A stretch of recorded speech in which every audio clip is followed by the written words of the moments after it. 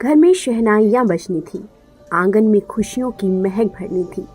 माँ की आंखों में अपने लाल के सिर सहरा और घोड़ी चढ़ते देखने का सपना था। होने वाली दुल्हन को शादी का लाल जोड़ा और हाथों में मेहंदी का रंग चढ़ने का इंतजार। लेकिन भाग्य को कुछ और ही मंजूर था। झारखंड के हजारीबाग के रहने वाले एक परिवार भारतीय सेना में शामिल जवान की शादी की तैयारी कर रहा था। जिस जवान की अप्रैल में शादी होनी थी, उसी जवान के शहीद होने की खबर जैसे ही उसके माँ बाप तक पहुंची, माँ का कलेजा छलनी हो गया।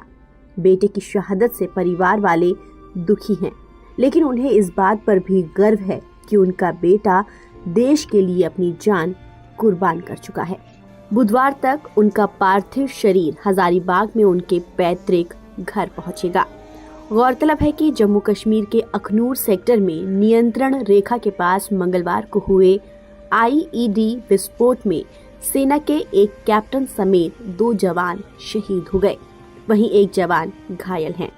शहीद कैप्टन कमरजीत सिंह बख्शी उर्फ पुनीत हजारीबाग के झुलू पार्क के रहने वाले थे। वो अजिंदर सिंह बख्शी और नीलू बख्शी के इकलौते बेटे थे। कैप्टन कमरजीत सिंह बख्शी अखनूर में एलओसी पर पोस्टेड थे। परिजनों ने बताया कि जम्मू कश्मीर के अखनूर में एलओसी पर तैनात सरदार कमरजीत सिंह बख्शी की 5 अप्रैल को शादी होने वाली थी। इसकी तैयारियों के लिए वो 10 दिन पहले हजारीबाग में थे।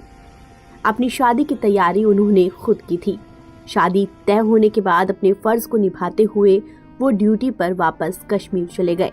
परिजनों के मुताबिक 29 मार्च को हजारीबाग में शादी से जुड़ी रस्में निभाई जानी थी। इसके बाद 5 अप्रैल को जम्मू कश्मीर में ही शादी तय की गई थी, लेकिन शादी से कुछ दिन पहले ही कैप्टन कमरजीत सिंह बख्शी देश के लिए शहीद हो गए।